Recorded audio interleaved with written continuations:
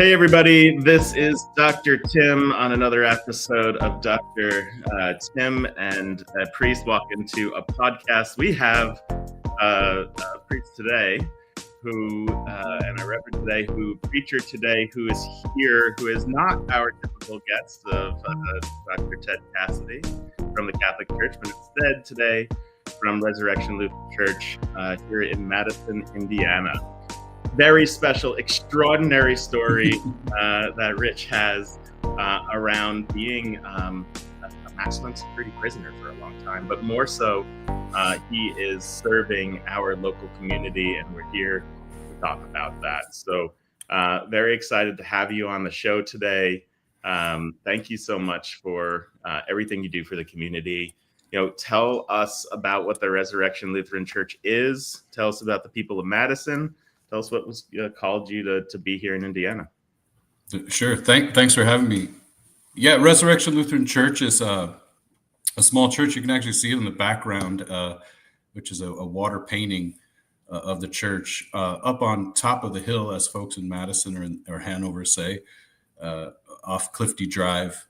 And we're a small Lutheran congregation in the ELCA, or Evangelical Lutheran Church in America. Founded back in 1965. So in my time interviewing with that congregation and looking at another opportunity closer to home, as I live in the Louisville area, Louisville, Kentucky, I started falling in love with the people and a core group of people who has had a heart to welcome all people. And over time, a couple months of interviewing, I felt called to go there. I thought I could serve people faithfully. So I'm glad to be there. I'm here at about 3-year mark. Nice. For 3 years in Madison, Indiana.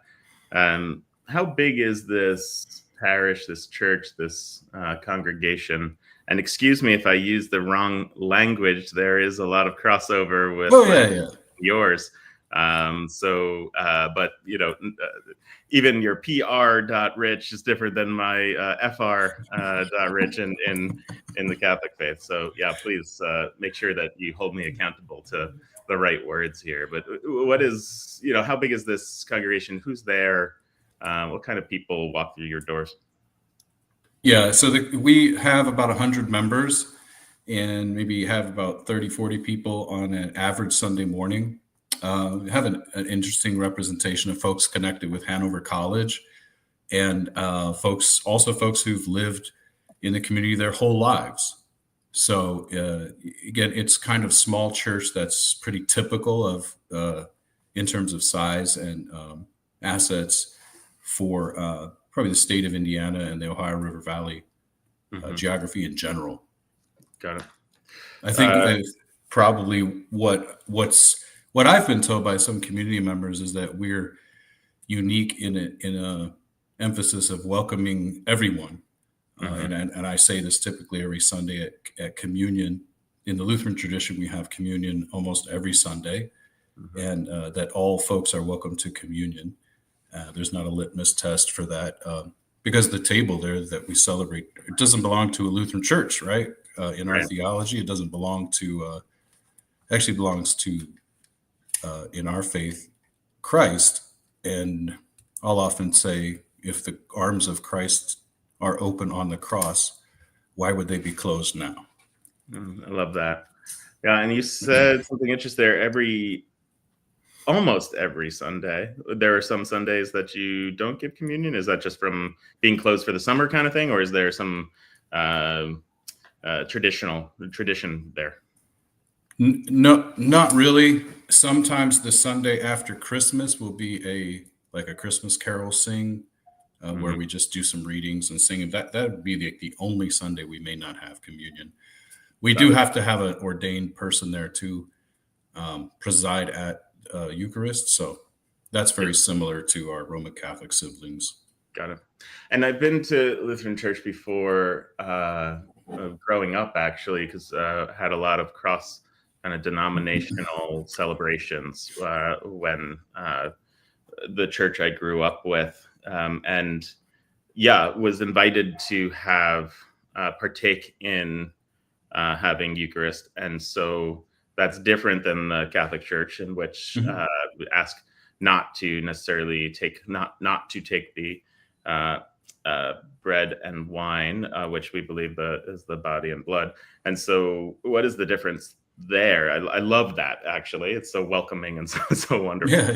Yeah. Well, we believe in the real presence of Christ in the bread and the wine. And I will, goodness, I don't want to bore the audience or you with, or even myself with a Luther's idea of sacrament. But generally speaking, we believe that there's a tangible element, water and baptism, bread and wine in communion or Eucharist, and that and a promise from God that we have a tangible way of experiencing God's grace coming from outside of us and to us in the celebration of these things. So I really like the traditional Roman Catholic terminology that this is a mystery, which is really the Greek word for sacrament. We use the English word sacrament, which comes from the Latin, but I like the connection between the idea of mystery.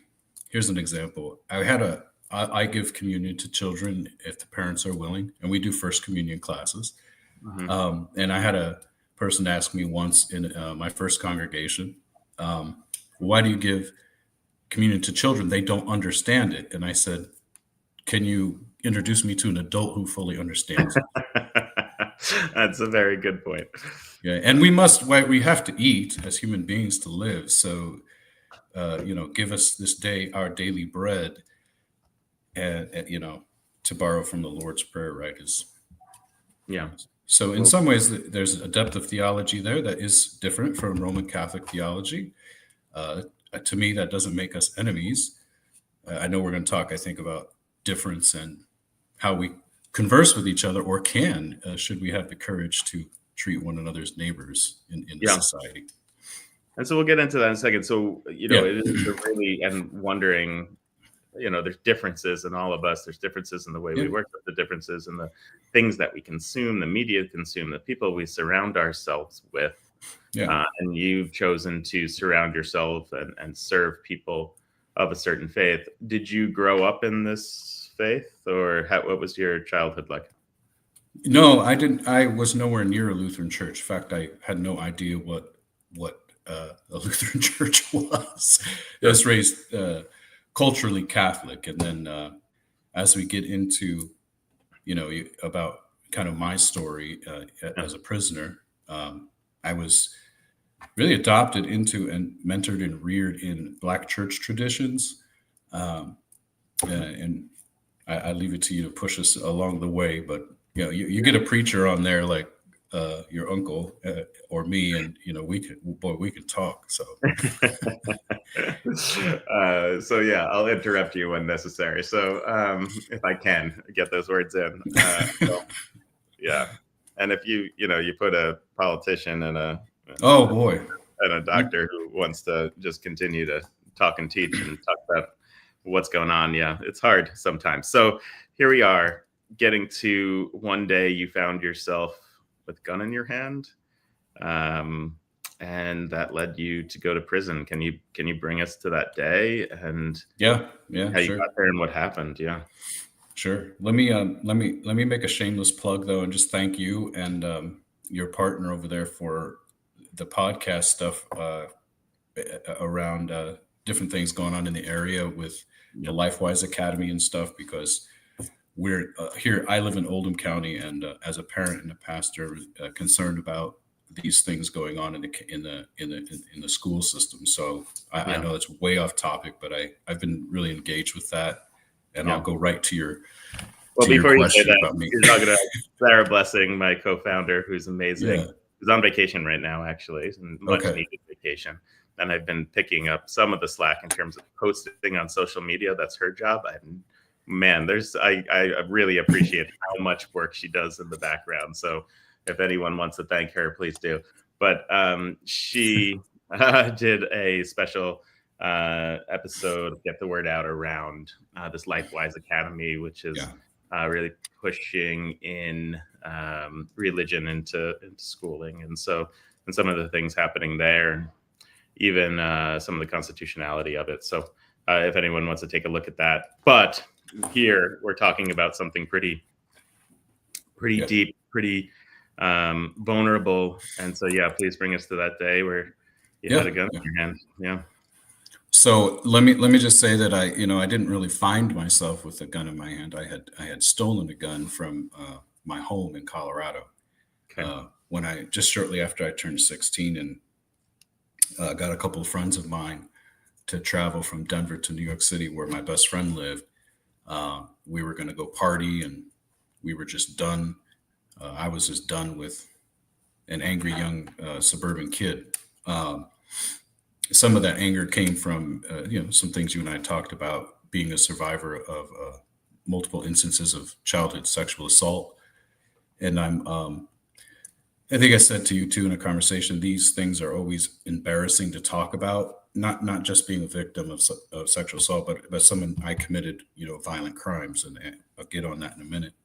But in terms of embarrassment, I'm glad to always be embarrassed, because this story is certainly a witness to a number of different things, but also, terrible, right?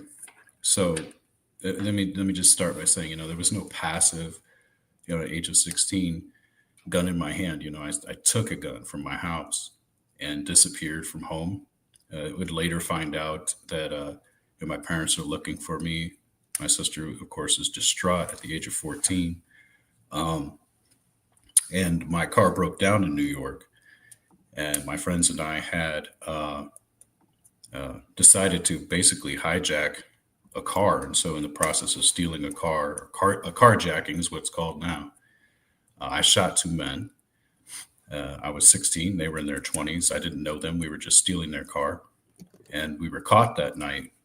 And so that started my what it meant to be locked up. So I pled guilty shortly after my 17th birthday. I had confessed to the crime. And at 17, I was in the state maximum security prison system in New York. What a change in life overnight. Your life and someone else's life too. Do you know what happened to those people that you assaulted? I do. Yeah. Those people are alive. And to my knowledge, other than physical and emotional scars, they're not permanently injured to my knowledge. I've had people ask me if I've ever wanted to talk to them, and I said, that would be kind of like me if the two men and the woman who assaulted me sexually as a child showed up out of nowhere in my life. Like I forgive them and everything, but I don't want to talk to them, So sure. I think that's a bit selfish. Yeah. And I don't feel that way. But again, it's an embarrassing story. But at my sentencing hearing, I had pled guilty, so I knew what my sentence was. I did choose to write a letter as I could when I was still 16, trying to express some sense of remorse. And one of the men I shot stood up and said, "I hope that you're going to get out of prison someday, and I hope that you are able to change and do something better with your life." So I've never forgotten that, and I've never forgotten the names of the two men, which I will never repeat out loud, but I do say to myself from time to time. I probably should note that this was in 1993. So so some time ago. A while ago. Okay. And so that is a moment of grace that you seem to remember almost word for word, or in that moment, how you felt, what it all looked like. I mean, there are moments in our life that make milestones, right? That just stand out, where you remember everything. And then there are whole months that we don't remember anything from. Yeah, that's a good point. Yeah. And so that must be a moment that you take with you, as you said, every day. You're sharing it with us. I mean, do you think about that moment often, or and has that moment when has that moment been important to you throughout your life? Well, I think it gave me some spark of hope that all was not lost. So from age 6, I was locked up at 16, and I was released in April of my 30th, at the age of 30. So I had spent just over 14 years of my life, almost half of my life, in prison. And at that time, a person charged as an adult was put in the adult maximum security prison. So there wasn't a juvenile hall or division for youth. I was in prison with people who were 2 times or more my age at the age of 16, 17. So, yeah. So now you're in maximum security prison. We've all seen movies of that first night in prison, where people are jeering and making you feel uncomfortable. It must be so scary to have that moment happen and that whole change of life happen. Can you tell us the reality of that? I mean, being someone who's never gone through that, and obviously Hollywood has their own take. Yeah, so everyone's afraid in prison.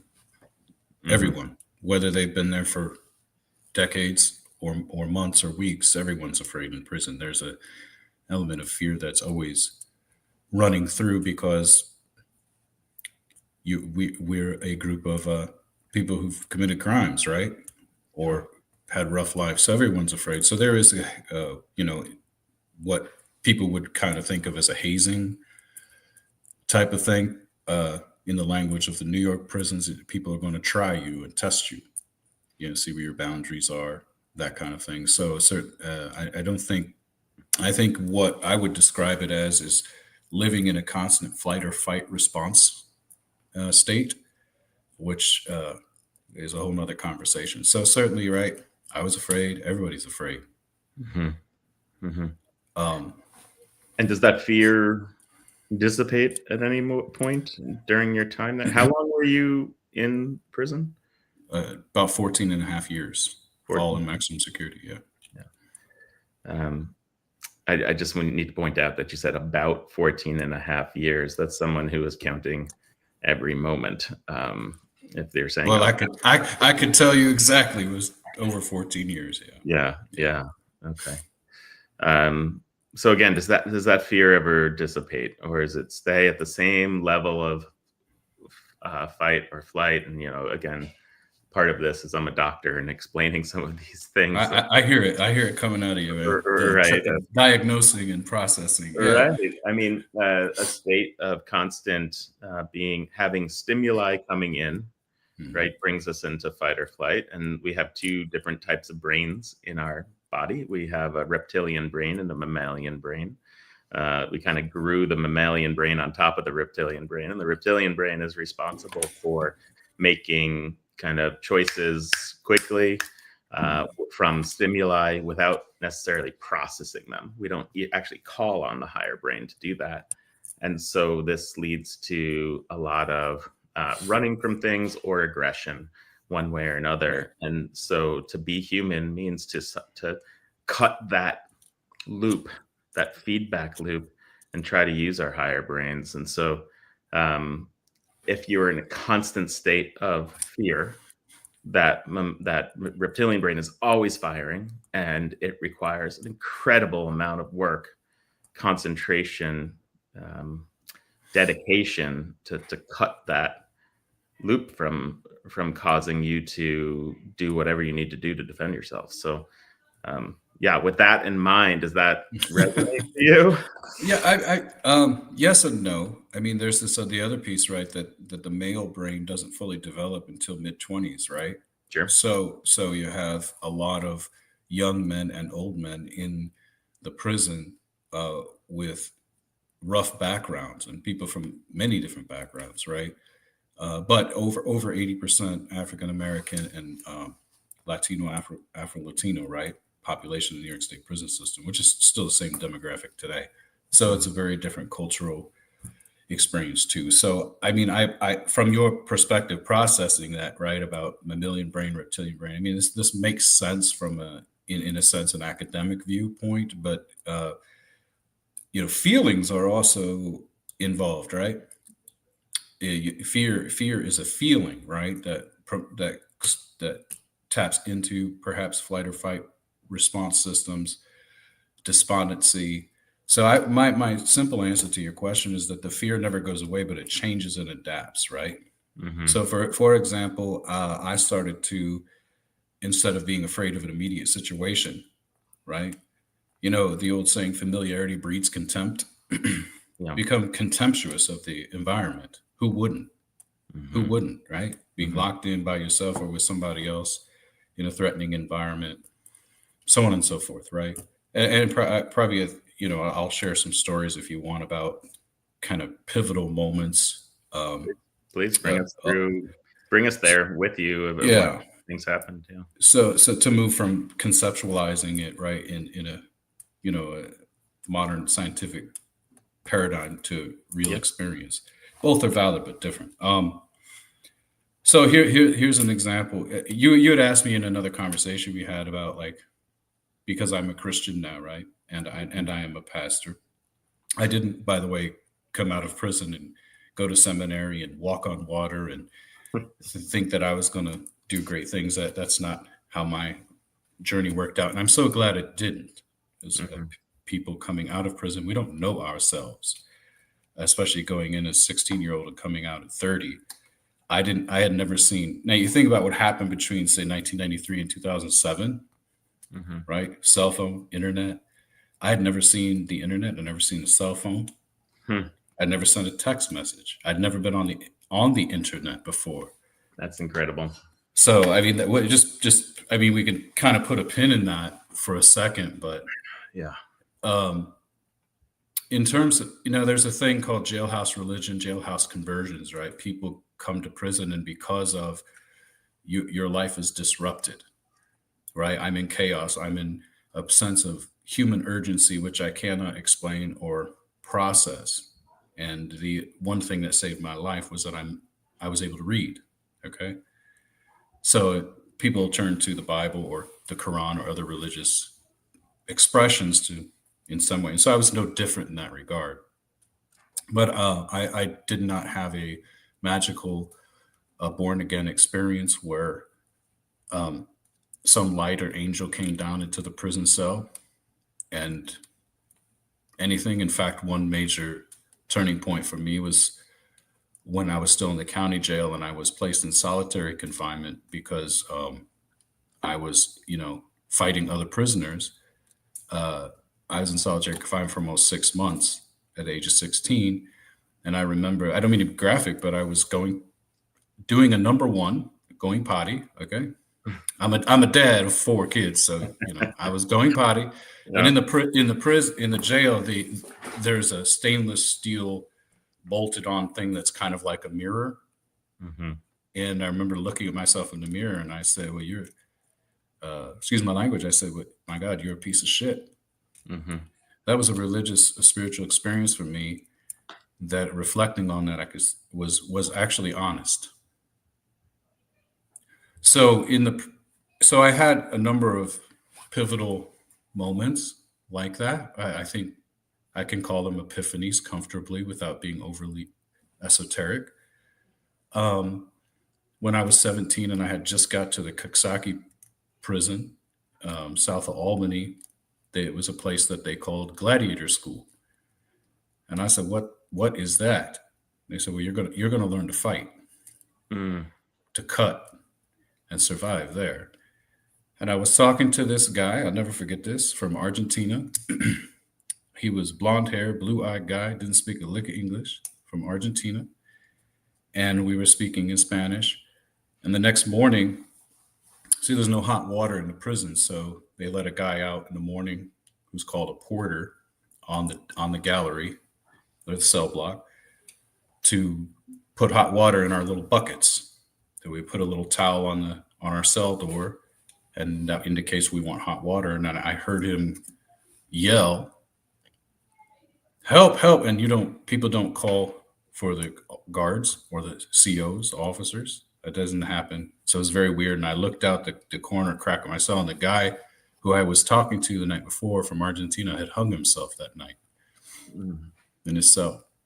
And that was my first, it was one of the first incredibly impactful and terrifying. I was like, oh my God, just talking to this guy.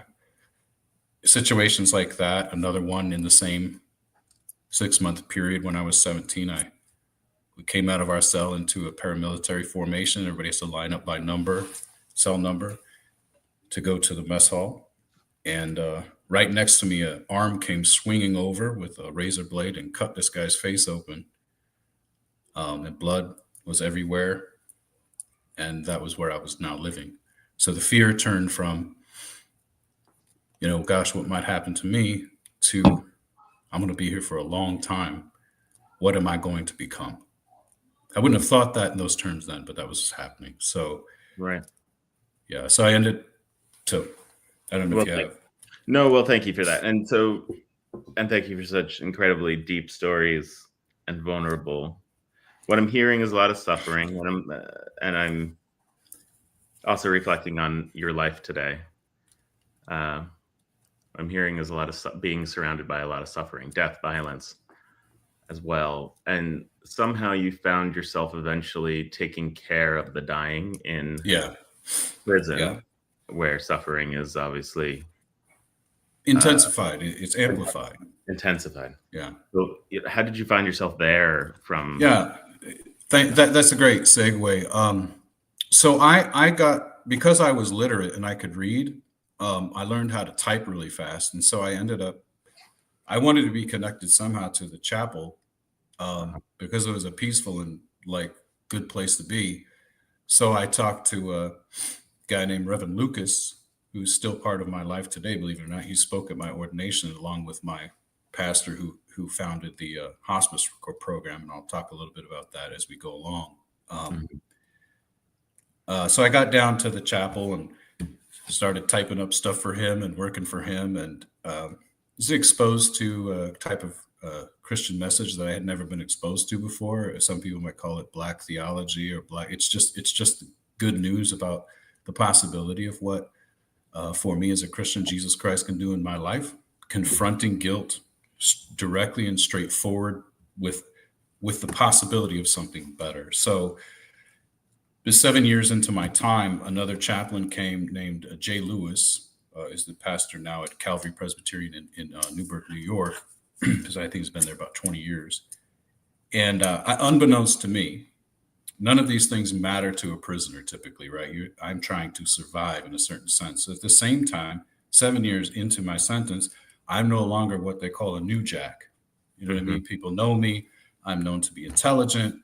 I was involved in the chapel and the Bible studies, worship stuff. I was known as what guys call one of the Christian brothers. Sometimes they just call us the brothers. So even in certain times, I was a leader in the Christian community. So gang members would sometimes say, we need to have a sit down in the yard, in the present rec area, the yard. And I would talk to people about different groups that I don't want to name here. Why you all don't need to be stabbing, cutting each other, and trying to kill each other. Sure. Or certain Latin groups, gangs have codes that allow them to get out of gangs if they were to be a convert to Christianity. Believe it or not, it's in there. This is way different than, by the way, suburban or urban white America. It's a very different environment.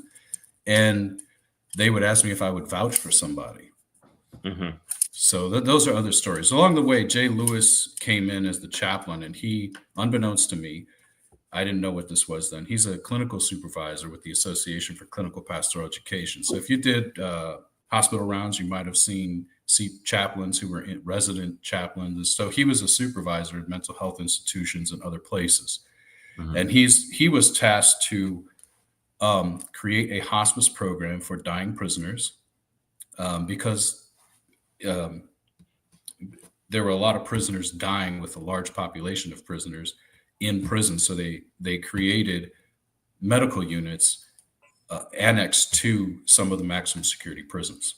And so we had a unit annex. So he came in and helped start this program and recruited some of us. And I worked for about 7 years with over 300 men or so who died in prison. I was with a number of men at the very moment they died. We were brought through again, I didn't know what this was then. I do now, having had other clinical training. We were brought through a clinical pastoral education program with one commitment that no one should die alone. No one. So we would often be in the cell with dying prisoners overnight when they were actively dying. Yep. Which means locked in there with them. They ain't going nowhere. That's right. It. It's you and that person, or in our case, me and that man. And he is dying. And I'm the last face he might see, the last voice he might hear, or the last presence he might feel. And that was, I say from my Christian faith, that it was in those men, all of whose names I have written down in my journals from when I was in prison. I have every single name written down in a place that's sacred to me in my journals that I bring with me to every office that I go to. Okay. And yeah. May I say it? Yeah, no, jump in, because I can really kind of talk about this. I just want to relate, if I can, which is, hard to say. How do you relate to such an extraordinary story that you're having, but you're getting into a place. So first of all, you've kept the name of every single person that you've been with as they've died. My background is as an emergency physician. Mm-hmm. Yeah. Treating a lot of people who die, who even come to you on the edge of death and die in front of you. And you're with them as they do. But not only that, my background is, it started telemedicine technology and company before telemedicine was a thing, part of the people who invented it, and treated patients in nursing homes. And we had a palliative care program and hospice program, and spent a lot of time with dying people, both virtually and in person. And one of the things that I say on the campaign is I have this, I say it in various different ways because it's so deep to me. It comes out so similarly each time. It just means so much. And I think people connect to it because of that. But, that I've said a lot of broken bones as an emergency department doctor. But I've never said a Democratic broken bone. I've never said a Republican broken bone. I've never pulled a bullet, an independent bullet out of a child. I've never, treated a partisan neighbor. And so, and I've never held the hand of a Democratic dying person or Republican dying woman as they were scared they wouldn't make it through the night. And that idea of people are people, and at these moments of tragedy, at these moments of transcendence in some points, and when families come around the bedside, for me at least, you forget about a lot of the labels that you carry, the things that you are, and you relate on this very human to human level that has nothing to do with a lot of the noise outside of you. And so I wonder if you had also experienced that or not. Does this resonate at all of what I'm saying? Yeah. Yes. Let me give you an example. So I have said that many times that that's where I met Jesus, right? Was in the faces and hands of those who were fellow prisoners who were dying. So there's a guy, I'll just say, use an initial K, let's call him K. K was in prison for raping his own daughter. And in the prison, I do question right now how much people want to protect children from pedophiles and predators, given our current political environment. I'll be very honest about my concerns about that in the highest offices in the land right now. But going back to this very intimate, terrible situation, I was tasked with caring for this man, and I'm a survivor of sexual assault. So I did my job and was present with him, but I was having a hard time inside. And so Jay Lewis, Reverend Lewis, in our group meetings, which we had weekly, and I was working as his clerk. He encouraged me to face myself, to keep things short in this situation. And it was through that experience and some other experiences with other sex offenders that I was able to find a place of forgiving those who harmed me. And in some strange way, my presence and the presence of the other prisoner volunteers extended some kind of grace to this guy who's a terrible human being. At the same time, I shot 2 men. Yeah. So, it's a hell, I would say this intentionally, it's a hell of a thing to sit in judgment of others, especially thinking I'm a Christian. Is when I judge, I put myself in the judge's seat and not in the seat of someone who, who has been charged and convicted metaphorically and literally as well. So those were absolutely transformative experiences. That's an incredibly intense one. I did some writing about it because his daughter, who was the victim of his crime, was his medical power of attorney and everything. And she was married to a person that I'll just say, let's call him Joe. I actually know his name. So it's Joe. And so Kay, the man I was caring for, started to call me Joe as he approached the end of life. And I was writing about this and reading a lot and talking and with Pastor Lewis, Reverend Lewis. I understand from a psychodynamic perspective, right? This is what we call transference and countertransference. But there's something else going on in the process. Instead of reality basing this guy, well, I'm not Joe. I'm not Joe. I'm not your son-in-law. I just sat in silence. There's something that I don't know that needs explanation, but there is something in that.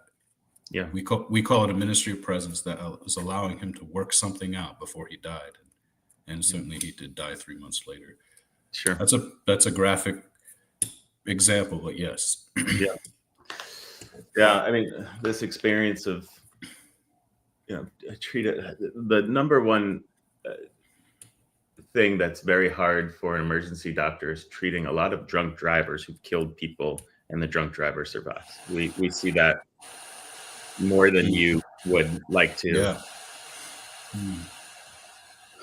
admit. And how do you put aside a mistake or the evil of it or whatever your emotions are to be with them? I mean, there's also people who killed other people through guns and gun violence, and having to work with those people as well. And for me, as part of the Boston Marathon bombings and terrorists who killed lots of people and hurt tons of people, and those terrorists came to our emergency department. So the emotions and the don't last just in that moment, right? They last for days, weeks, months, years, and really a lifetime afterwards of trying to make sense of what you did and how to communicate that. And I think you just communicated it beautifully.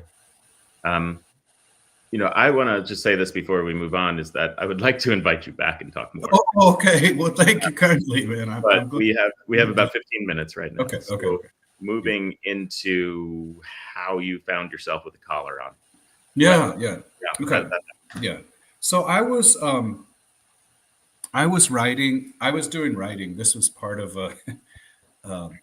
I've called his name several times, Reverend Lewis, J. Lewis, who again is still part of my life to this very day.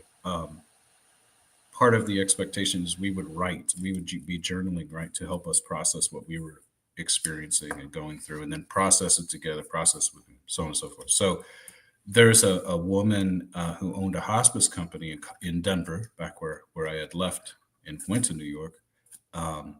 And she got a hold of some of my writing because my mother had ended up working for that company. And so my mother had shared my story with her, and she said, well, I'm going to read some things that he's writing. So this woman started writing me, and she said, eventually she said, if they ever let you out of there, I'm going to hire you in my company. Mm-hmm. And I was like, yeah, in my mind, I'm like, yeah, that's cool. I'm glad to have somebody that, to write to that founded a hospice company and cares about, particularly she had a very deep love for marginalized and the very, very poorest of the poor in urban areas. Well, and that's what happened. She hired me 2 weeks after being released. Her and the director of nursing were saying, yep, well, we'd like you to start, next week. And I say, hey, I just spent over 14 years of my life in prison. Can you give me another 2 weeks, like to relearn what it feels like to walk down the street? Yeah. But long story short, I ended up working for them. I ended up doing like bilingual admission work over the phone, and then marketing people were sick. So I went out to one of the local hospitals that dealt with Medicaid patients and the poor to do a presentation for 50 social workers. And they asked me to do this.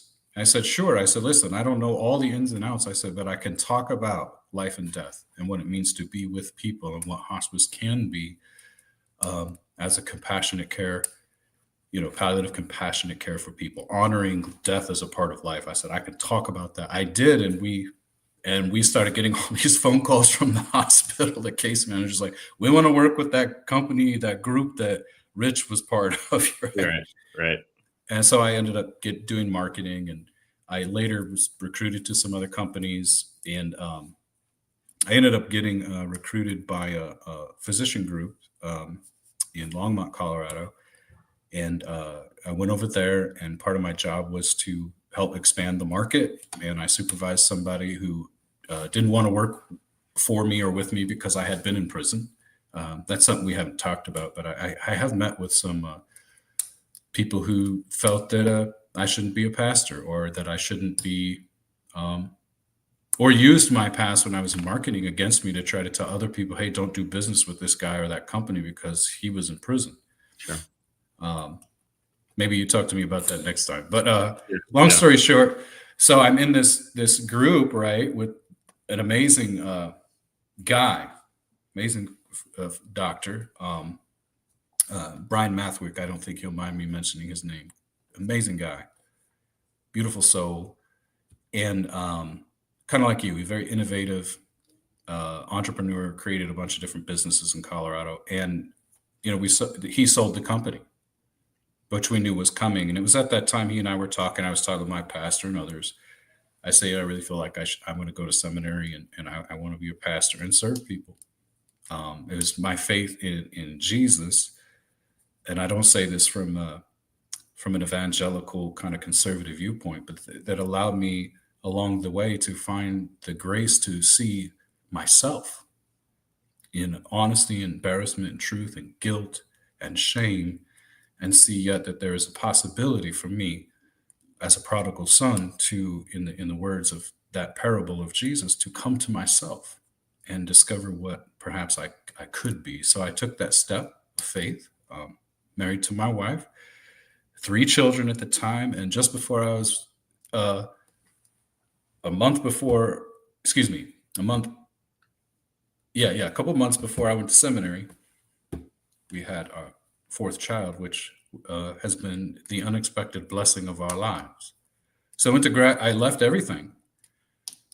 My wife does medical device research in the private sector, so she has a really great career. And I worked in retail about 10 to 20 hours a week, going to seminary full time. In the first 2 years of our youngest son's life, I, with the help of my mom and of course my dad, was the stay-at-home parent when my wife went back to work. So that was the transition. So people sometimes ask me, well, how the heck were you in like business development and all this? Because I put it on my CV or my resume, right? If I'm interviewing for a job, and they were like, how did you make this? How did you go from that right to this? And I said, well, it's really a full circle, because I got started in healthcare marketing stuff from being in prison, working with the dying and understanding very intimately what hospice can be. And so I hope that's a shorter version. No, that's beautiful. I mean, I think you're saying one of the tenets of good business and products and services, which is to make something people want, which means you need to intimately understand the people that you're serving in order to work backwards from there and be able to message to those people and give people something that fulfills their life more. And, the rest of the business comes from that. And you certainly have those life experiences to bring to a business or an operation. And that is incredibly value to any person who's building something. So I think that doctor, that business person that you talked about, both probably understood that intimately and really wanted your experience and your heart as part of it, which makes a business more than a business, makes it a mission. And so you're now running and being a different organization. Now it's a fully volunteer organization where, hey, so it struck me, right? You got your sign, Tim Peck for Congress, right? So what are the two things we don't talk about in society? Religion and politics, right? Right. And here I am, and death. Right. Here I am, right? And we're in a time, right?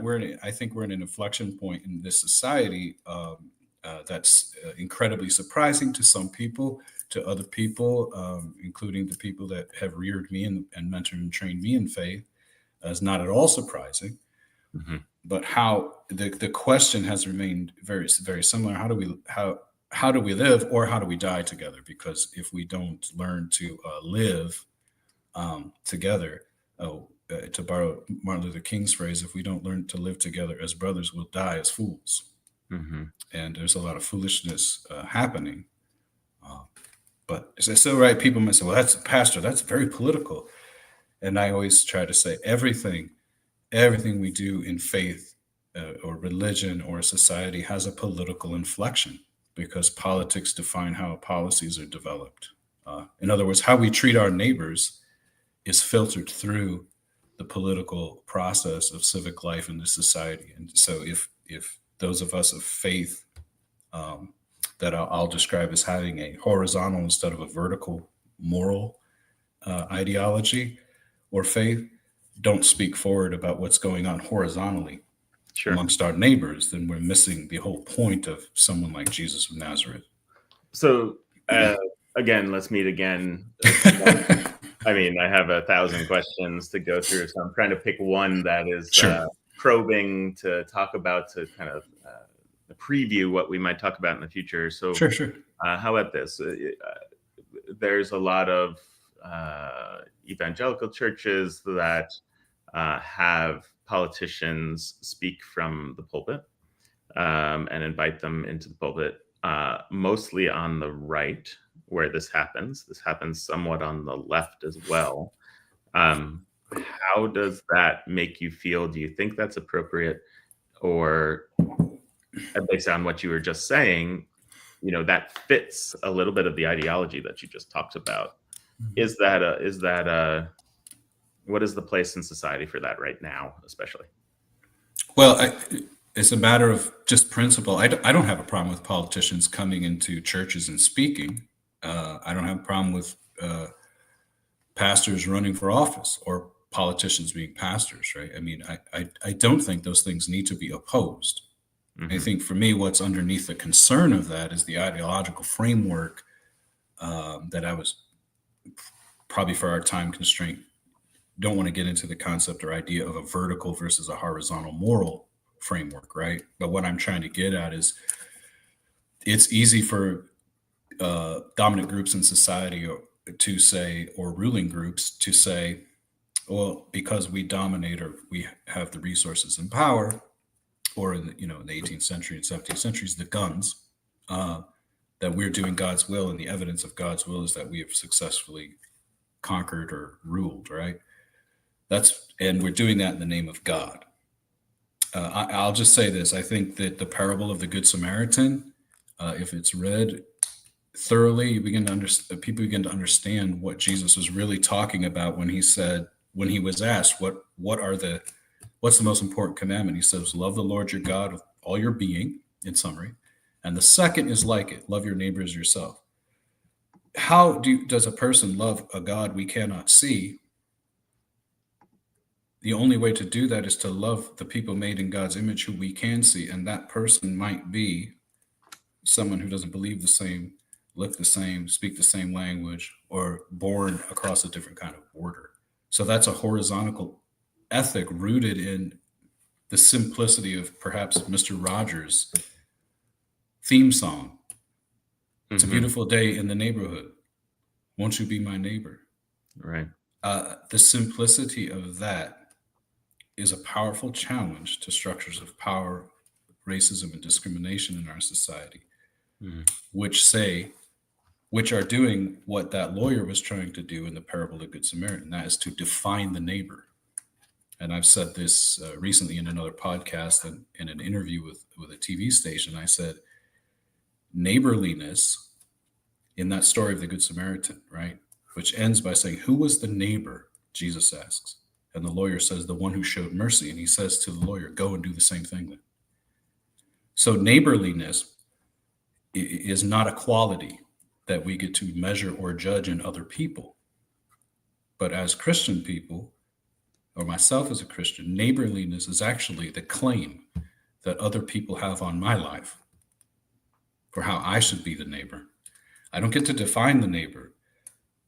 Neighborliness has a claim. Now that is a quote from Dietrich Bonhoeffer, which he learned that ethic of, I would just mention it, at Abyssinian Baptist Church in Harlem before he was arrested and executed by the Nazis in Germany. But so that's an ethical perspective that understands the connection between a faith in God and a love of neighbor. Those things aren't separate.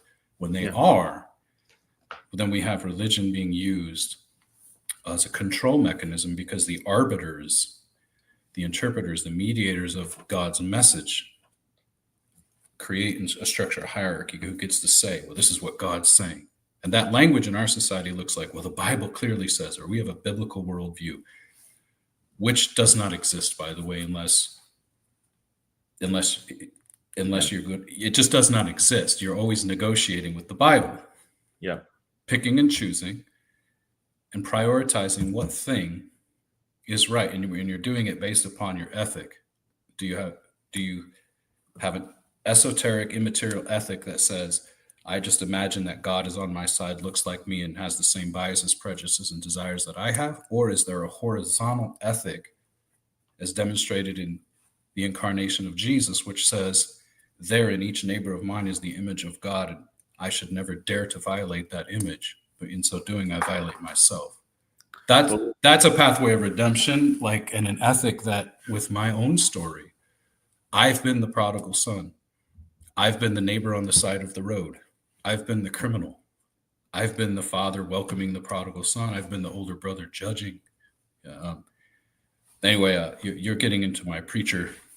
Well, no, I mean, it's mindset. and we'll do it again, and we'll get even deeper. But I think a good example of that, and I just want to bring it up, is that you have pub faith at your church. Oh, yeah.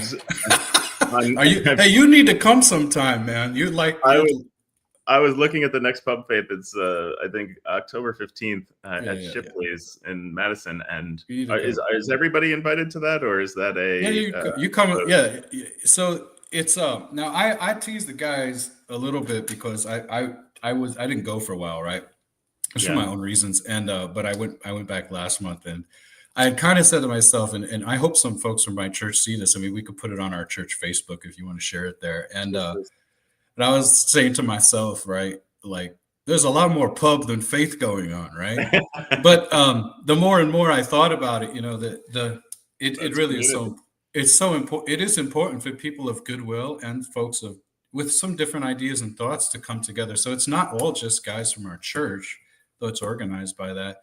There's a few guys who I've never seen at a worship service, and we're there. They all know I'm the pastor, and I'm like, listen, if you're drinking or you're cussing or whatever, believe me, I've heard much worse, and I'm not judging you, but as pastor, I'm not going to sit and have my bourbon with you because that's not my relationship to you. Right. But I'm glad to hang out and have a greasy hamburger. Well, I love Shipley's, and just was recently there. My sister-in-law had her birthday, and we decided to do a music and pub crawl in Madison, and Shipley's is where we started to get with our greasy hamburgers and some Bud Lights. So recommend it. So if I would love to get there, this next one you have scheduled, I have to work an overnight shift, but I am so grateful for you to be here and have been here. It is an extraordinary story and one that we can all learn from. And I hope that next, and Ashley, one of the commenters on Facebook says, and milkshakes. So you don't want the Bud Lights. And the story can be something that we can all learn from, but more so grow from. And this idea of horizontal and taking a neighborly approach to our everyday rather than stay within the vertical beliefs that we have and relate only to our bubbles is a more important message than ever today. And that's part of what we're trying to do here at Project Next, is part of what we're trying to do, Tim Peck for Congress, is kind of break down these barriers and have ways that we can relate to one another. So thank you for exemplifying that. And would love to have you back. Well, I'm glad to come back, and I hope that folks who had heard me or experienced me to be conscientious about my story in the good and particularly, most importantly, in the bad, that I approach with gratitude for where I am today with the help of other people. I've never done this alone. And it's from that place that when I'm speaking against things in our society, like as a pastor against racism and Christian nationalism, I'm speaking against those things because I'm for something better. Yeah. Like opposition for the sake of opposition is one thing, but I am for something better that doesn't have to be in line with being a Lutheran Christian or anything like that. But simple neighborliness is certainly something that people could dare to try. So awesome. Well, thank you again. We will do this again, as I said. I appreciate you so much, Brother Pastor Rich, excuse me, using the new language. It's all good, man. It's all good. And we'll do this again. Please like, share, subscribe. Thank you, everybody.